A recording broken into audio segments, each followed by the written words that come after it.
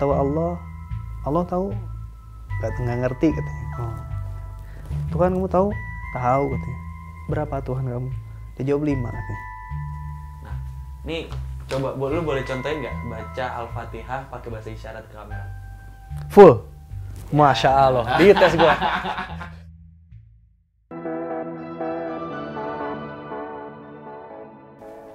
Assalamualaikum, Bib. Ci Habib. Waalaikumsalam warahmatullahi wabarakatuh. Mau nggak dipanggil Habib? Banyak sih yang manggil Ustadz. Banyak. Kalau Habib kayaknya belum pernah gua. Nah, kalau manggil Ustadz padahal bukan Ustadz gua. Orang biasa aja. Tampilan doang. Perkenalkan, gua Ihsan. Kalau dulu mungkin banyak yang kawan-kawan kenal sebagai basis di Noah. Additional player di Noah. Mulai dari Peter Pan akhir sampai Noah awal. Nah, gua di sini mungkin mau speak up tentang bagaimana perjalanan hidup gua, terutama berdakwah kepada kawan-kawan di disabilitas tuli lah, insya Allah. Disabilitas tuli, ribet nggak sih ngajarin orang tuli berdakwah gitu atau ngaji segala macam? Jelas lebih ribet dibanding gua ngajarin anak gua sendiri, karena kan pertama keterbatasan bahasa. Cuma memang yang ribetnya ini adalah banyak dari kalangan orang tua sendiri, terutama di daerah ya. Banyak orang yang kayaknya nggak perlu deh, cukup yang penting anak gua bisa kerja, dapat duit dan segala macam udah. Jadi pengenalan kepada orang tua, terus banyak juga asatidz, alim ulama, terutama di daerah bilang ini kayaknya nggak perlu diajarin agama Kang katanya. Serius. Kalau gue boleh nanya, sebutin 5 bahasa isyarat tentang Islam buat orang tuli. Assalamualaikum deh yang paling dasar. Assalamualaikum warahmatullahi wabarakatuh. Waalaikumsalam. Kalau waalaikumsalam ini, waalaikumsalam warahmatullahi wabarakatuh. Allahu Akbar begini. Allahu Akbar. Subhanallah, subhanallah. Alhamdulillah. Masya Allah, boleh. Astagfirullah. Astagfirullah. Ngajinya orang tuli itu gimana sih? Kalau ngaji Al-Quran ini sebenarnya mereka nggak dilafalkan kayak kita. Karena fitrahnya mereka itu tidak bersuara kan. Mereka ngajinya itu sebenarnya dalam hati mereka. Mereka membaca Bismillahirrahmanirrahim, Alhamdulillahirrahmanirrahim. Mereka dalam hati mereka. Banyak orang yang nyangkanya, oh pakai Quran Braille, oh bukan Pak. Kalau itu sih untuk yang tunanetra kan gitu. Ini Qurannya biasa aja, Qurannya biasa seperti kita. Baca biasa gitu, cuma mereka bacanya begitu. Jadi mereka nggak perlu keluar suara, cuma makhrajul hurufnya, jadi cara mereka mengeluarkan huruf itu bukan dengan suara tapi dengan isyarat tangan. Nah, tapi supaya kita bisa ngecek bacaannya dia, mereka itu dengan bahasa isyarat kayak misalkan alif, ba, ta, tha, jim, ha, kho itu terus gitu. Jadi ketika mereka baca itu, ketika mereka store ayat gitu, mereka dengan bahasa isyarat seperti itu. Nah, nih coba lu boleh contohin nggak baca Al-Fatihah pakai bahasa isyarat ke kamera? Full. Masya Allah, dites gua. Gua dites nih. Salah-salah dikit maaf ya. Nggak apa-apa. Kayak misalkan Bismillah. Bismillah tuh ba, sin, mim, alif, lam, lam, ha. Bismillah. Alif, lam, ar-Rahmani, ar-Rahim. Gitu.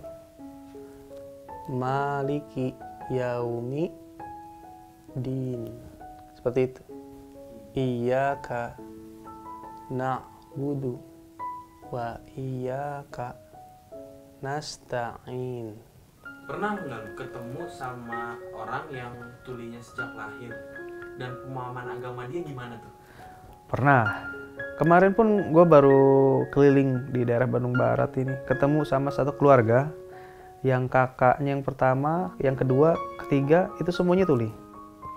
Gitu. Pemahaman agamanya boleh dikatakan nol. Memang kalau secara zahir kelihatan mereka masih sholat ya, kelihatan kayak yang lagi sholat apa. Tapi mereka nggak paham mereka nyembah siapa. Ditanya, kamu tahu Allah? Allah tahu? Nggak ngerti katanya. Oh. Tuhan kamu tahu? Tahu katanya. Berapa Tuhan kamu? Dia jawab 5 katanya. Padahal agamanya Islam. Tuh. Islam. Gitu. Ternyata memang di lapangan itu kayak gitu kondisinya. Gue keliling-keliling Jawa Barat, keliling juga ke beberapa pulau di Indonesia. Memang seperti itu. Padahal mereka itu sangat mendambakan ada orang-orang yang mau ngajarin mereka untuk agama itu. Kenapa sih San mereka bisa sampai nggak memahami agamanya itu? Padahal menjalankan ritual sholat, mungkin beberapa ada yang makan gitu kan dia Betul. kecil. Cuman apa sih yang membuat mereka jadi nggak paham gitu? Karena satu-satunya cara mereka untuk memahami ilmu agama ini dengan bahasa isyarat kok. Jadi ada orang-orang yang duduk dia ikuti pengajian gitu kan. Bahkan ada juga yang ikut duduk di majelis para habaib itu ada juga. Mereka duduk gitu. Tapi mereka nggak ngerti apa-apa. Apa yang disampaikan karena di setiap pengajian itu nggak diisyaratkan kan. Ada yang diisyaratkan pun presentasinya sangat-sangat sedikit sekali, kecuali kota-kota besar mungkin kurangnya orang yang mau belajar bahasa isyarat untuk menjadi penterjemah agama itu masih sangat sedikit. Boleh diceritain nggak sih San, teman-teman tuli ini, disabilitas ini dapetin pendidikan agamanya itu kayak gimana kondisinya? Jadi gue pernah tanyakan ke salah satu aparat Diknas yang ada di salah satu kabupaten gitu ya, di Jawa Barat. Kalau misalkan pendidikan formal untuk kawan-kawan disabilitas tuli itu apa sebenarnya tujuannya? Jadi ternyata yang dikejar itu cuma calistung saja, baca tulis menghitung saja. Nah terus agama gimana? Itu hanya selewat-selewat aja. Ini yang miris gitu. San, tantangan ngajarin orang disabilitas tuli itu untuk ngaji dan berdakwah tuh apa sih? Pertama, tantangannya adalah yang terjun kepada kawan-kawan tuli untuk menjadi pensyarat agama itu masih terlalu sedikit.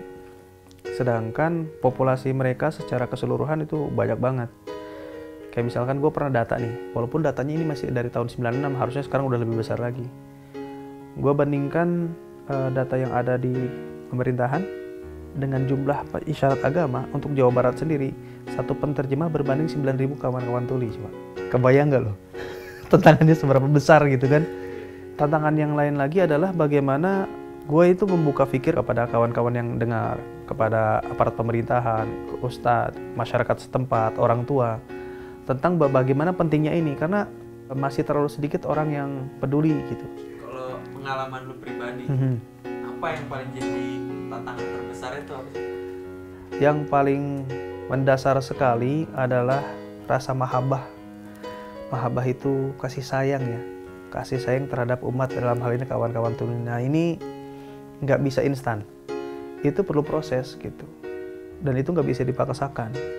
Kenapa sih San memilih untuk berdakwah dan ngajarin ke ngaji orang-orang tuli? Gue sendiri mengenal ada usaha dakwah kepada kawan-kawan tuli ini sebenarnya di 2013-2014. Waktu itu gue lagi konser ke salah satu kota lah ya di daerah Indonesia Timur. Terus beres dari hotel diajakin sama kawan dai di sana, ayo kita nengok ada jemaah dari Jakarta. Pas begitu masuk ternyata di situ ini apa nih? Pada pakai isyarat semua kan. Oh ternyata ada komunitas tuli ini yang mereka belajar agama dan sekaligus mendakwahkan agama gitu. Awal-awal mengenalnya di situ, tapi baru terlibat kepada kawan-kawan tuli ini secara langsung 2015. Lu setuju nggak kalau pendidikan agama tuh hak setiap orang yang harus dipenuhi? Ini perkara orang itu mau ngejalanin atau enggak gitu kan? Iya. Kalau menurut gua itu hak setiap individu ya. Ya seperti yang tadi dikatakan, memang perkara dia mau menjalankan atau enggaknya balik lagi ke Allah dan dirinya sebenarnya. Cuma kalau misalkan tentang bagaimana seorang individu ini penting menjalankan agama, belajar agama, itu hak sebenarnya. Harus difasilitasi lah, terutama bagi kawan-kawan yang tadi disebutkan yang disabilitas tuli ini. Mereka merasa berhak untuk mempelajari agama, tapi karena nggak ada medianya, nggak ada penterjemah isyaratnya, akhirnya mereka itu seolah-olah jadi terbelakang secara agama gitu. Dan ini harus jadi pikir kita semua gitu. Berarti masalahnya ada, kita tuh nggak memahami aja apa kebutuhan mereka. Betul. Contoh misalkan untuk bab agama ini kan, memang agama itu adalah hak setiap individu. Kadang-kadang ada kawan-kawan tuli yang juga dia bisa tausiah di depan umum gitu. Mereka ada bahasa sampai keluar begini, saya ini adalah manusia, saya ini adalah hamba Allah juga dan umat Rasulullah juga.